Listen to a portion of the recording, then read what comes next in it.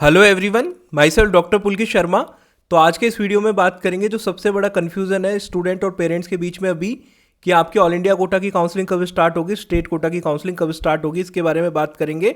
इसके रिगार्डिंग एक एमसीसी का ऑफिशियल नोटिफिकेशन भी आया है जिससे अपने को कुछ अंदाजा लग सकता है कि आपकी ऑल इंडिया कोटा की काउंसलिंग कब स्टार्ट हो सकती है। साथ ही स्टेट कोटा का भी कुछ पता लगेगा। इसके अलावा आपकी ऑल इंडिया कोटा की काउंसलिंग के अलावा स्टेट कोटा की काउंसलिंग के बहुत सारे नोटिफिकेशन स्टार्ट हो चुके हैं आना। बहुत सारे स्टेट के रजिस्ट्रेशन भी स्टार्ट हो चुके हैं, जैसे कर्नाटका हो, दिल्ली का आईपीयू का रजिस्ट्रेशन भी दोबारा से स्टार्ट हो चुका है। तो ऐसे में स्टूडेंट्स के बीच में एक कंफ्यूजन है, क्या उनकी स्टेट कोटा की काउंसलिंग ऑल इंडिया कोटा की जो 15% की काउंसलिंग होती है उससे पहले स्टार्ट हो जाएगी। तो वीडियो को पूरा देखिएगा जिससे कि आपको आइडिया लग जाए कि आपकी काउंसलिंग कब स्टार्ट हो सकती है। तो सबसे पहले मैं आपको एमसीसी का नोटिस दिखा देता हूँ। क्या नोटिस है, हर साल एमसीसी ये नोटिस जारी करता है जो भी कॉलेजेस होते हैं जिनमें एमबीबीएस की सीट्स होती हैं, जहाँ पे एमबीबीएस के एडमिशन होते हैं, हर साल उन कॉलेजेस को ये नोटिफिकेशन एमसीसी जारी करता है। इस साल का ये नोटिस एमसीसी की तरफ से 9 जुलाई को, जैसे कि आप देख सकते हो, जारी कर दिया गया है।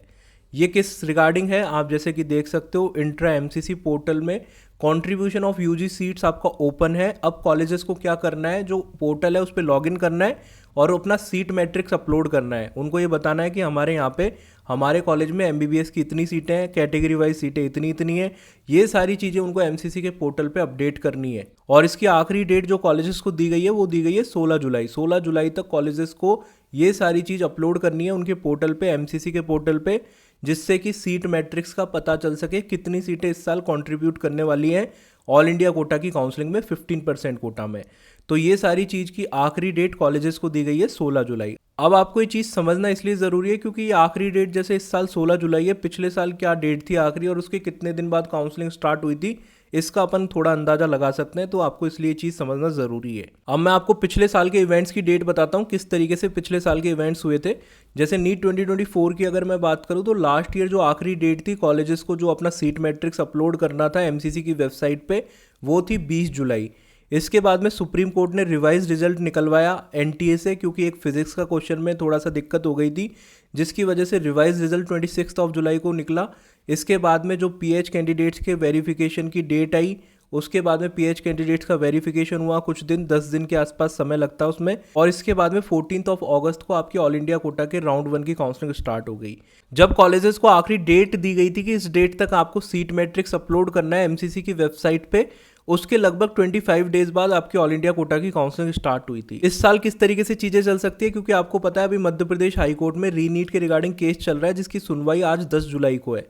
तो आज अपन डिस्कस करेंगे दोनों सिनेरियो में क्या हो सकता है। अगर रीनीट होता है तो भी आपकी काउंसलिंग कब स्टार्ट हो सकती है और नहीं होता है तो कब स्टार्ट हो सकती है। तो देखो अभी तक चीज़ें किस तरीके से चल रही हैं। लास्ट डेट कॉलेजेस को जो दी गई है कि अपना एमसीसी के पोर्टल पे सीट मैट्रिक्स अपलोड करें, वो दी गई है 16 जुलाई को। इसके अलावा अगर मान लीजिए रीनीट नहीं होता है तो उसके एक वीक बाद आपके पीडब्ल्यूडी स्टूडेंट्स के वेरिफिकेशन का नोटिस आ जाएगा। 23 जुलाई तक आप नोटिस एक्सपेक्ट कर सकते हो। इसके अलावा वेरिफिकेशन की प्रोसेस 10 दिन के आसपास चलती है, तो उसमें 10 दिन गए तो 3 अगस्त आ जाएगी। इसके बाद में आपकी एमसीसी की काउंसलिंग ऑल इंडिया कोटा के राउंड 1 की स्टार्ट हो जाएगी 5 अगस्त से 10 अगस्त के बीच, जो मैंने आपको पहले बताई थी।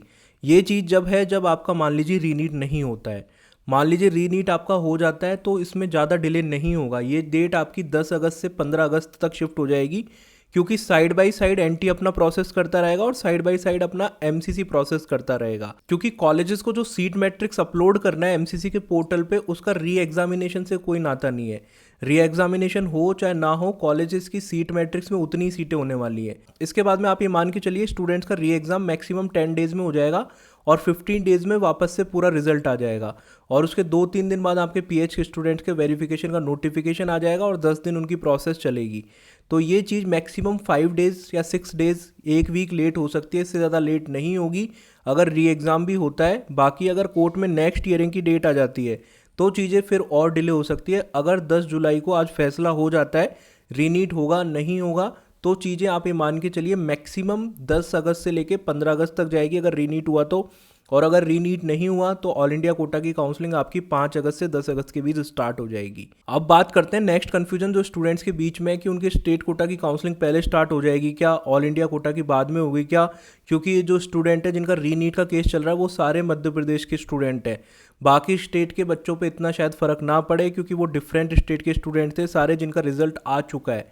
तो ऐसे में क्या उनके स्टेट कोटा की काउंसलिंग स्टार्ट हो जाएगी, बाद में ऑल इंडिया कोटा की काउंसलिंग होती रहेगी। तो मैं आपको बता देता हूँ, जैसे कि आपको भी पता है ऑल इंडिया कोटा का राउंड 1 स्टार्ट होता है सबसे पहले, फिर स्टेट का राउंड 1 होता है, फिर ऑल इंडिया कोटा का राउंड 2 होता है, फिर स्टेट का राउंड 2 होता है, फिर ऑल इंडिया का राउंड 3, फिर स्टेट का राउंड 3। लगभग आपकी 1 वीक काउंसलिंग डिले चल रही होती है स्टेट कोटा की काउंसलिंग में। पहले ऑल इंडिया कोटा के राउंड्स होते हैं, उसके 1 वीक बाद में रिस्पेक्टिव आपके स्टेट के राउंड होते हैं। और इन काउंसलिंग में एक तरीके से आपस में रिलेशन होना बहुत जरूरी है, क्योंकि ऑल इंडिया कोटा के राउंड 3 के बाद में ऑल इंडिया कोटा के राउंड 4 जो स्टे वैकेंसी राउंड है उसको शुरू करने से पहले स्टेट कोटा के राउंड 3 का वेट करा जाता है कि वो राउंड खत्म हो जाए। फिर जिन बच्चों ने ऑल इंडिया कोटा के राउंड 3 और स्टेट कोटा के राउंड 3 में एडमिशन ले लिया है, उनकी लिस्ट डीजीएचएस के द्वारा जारी करी जाती है, उन बच्चों को स्टे वैकेंसी राउंड से बाहर करा जाता है। इसलिए ऑल इंडिया कोटा की काउंसलिंग और स्टेट कोटा की काउंसलिंग एक दूसरे पे डिपेंडेंट है, दोनों में बहुत ज़्यादा रिलेशन है। ऐसा नहीं है कि आपकी स्टेट कोटा की काउंसलिंग चलती रहेगी फिर ऑल इंडिया कोटा की बाद में होती रहेगी, ऐसा नहीं होने वाला। क्योंकि जैसे मैंने आपको बताया स्टे वैकेंसी राउंड से पहले पहले इनके तीनों राउंड खत्म होना ज़रूरी है। इसके बाद में स्टे वैकेंसी राउंड में वही बच्चे पार्टिसिपेट कर सकते हैं जिन्होंने ऑल इंडिया के राउंड 3 और स्टेट के राउंड 3 तक कोई सीट होल्ड ना कर रखी हो। सिर्फ उन्हीं स्टूडेंट्स को मौका दिया जाता है। अगर ऑल इंडिया कोटा की काउंसलिंग अलग चलेगी, स्टेट कोटा की काउंसलिंग अलग चलेगी, तो फिर वो चीज़ें अप्लाई नहीं हो पाएंगी। स्टे वैकेंसी राउंड से पहले दोनों का एक टाइम पे ख़त्म होना ज़रूरी है, तभी स्टे वैकेंसी राउंड आगे हो सकता है। अब आप बात करोगे कि बहुत सारे स्टेट की काउंसलिंग तो स्टार्ट हो गई, रजिस्ट्रेशन स्टार्ट हो गए, तो बहुत सारे स्टेट का तो नीट के एग्जाम से पहले रजिस्ट्रेशन स्टार्ट हो जाता है। आपको रजिस्ट्रेशन करने का मौका होता है कि आप पहले ही रजिस्ट्रेशन कर सकते हैं, तो इसको आपको ध्यान नहीं देना है। ये बेसिक प्रोसेस है। बहुत सारे स्टेट क्या करते हैं, ऑल इंडिया कोटा की एमसीसी का जब नोटिफिकेशन निकलता है काउंसलिंग का, उसके बाद में अपने स्टेट के नोटिफिकेशन निकालना शुरू करते हैं, अपने स्टेट का रजिस्ट्रेशन तब स्टार्ट करते हैं। उसके बाद में बच्चा स्टेट के लिए रजिस्टर करेगा, उसके बाद में अपने स्टेट की मेरिट लिस्ट निकालते हैं।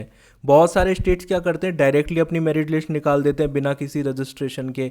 बहुत सारे स्टेट क्या करते हैं, पहले रजिस्ट्रेशन एग्जाम से पहले ही निकाल देते हैं, फिर उसके बाद में काउंसलिंग की प्रोसेस एमसीसी के साथ में स्टार्ट करते हैं। तो आपको बिल्कुल भी डरने या सोचने की जरूरत नहीं है कि आपके स्टेट कोटा की काउंसलिंग पहले स्टार्ट हो जाएगी, ऑल इंडिया कोटा की काउंसलिंग में आपको पार्टिसिपेट करने का मौका नहीं मिलेगा। ये सारी चीज़ें आपको सोचने की जरूरत नहीं है। ये चीज़ें जो मैंने आपको बताई, ऑल इंडिया कोटा और स्टेट कोटा की काउंसलिंग कैसे एक दूसरे पे डिपेंडेंट है, इसी तरीके से चीज़ें होंगी, वरना सीट ब्लॉकिंग बहुत ज़्यादा हो जाएगी। बच्चे अलग अलग जगह डिफरेंट जगह सीट होल्ड कर लेंगे, इसकी वजह से आपको प्रॉब्लम आ सकती है। अभी ये प्रोसेस होने के बावजूद बहुत ज़्यादा सीट ब्लॉकिंग होती है, तभी तो स्टे वैकेंसी राउंड में इतनी ज़्यादा सीटें आती हैं। तो ये चीज़ आप मान के चलो, काउंसलिंग में जो आपका रहता है एक दूसरे पे डिपेंडेंसी, वो इस साल भी रहेगी। और ऑल इंडिया कोटा की काउंसलिंग ही पहले 1 वीक आगे चलेगी, उसके 1 वीक बाद स्टेट के राउंड्स होंगे रिस्पेक्टिव।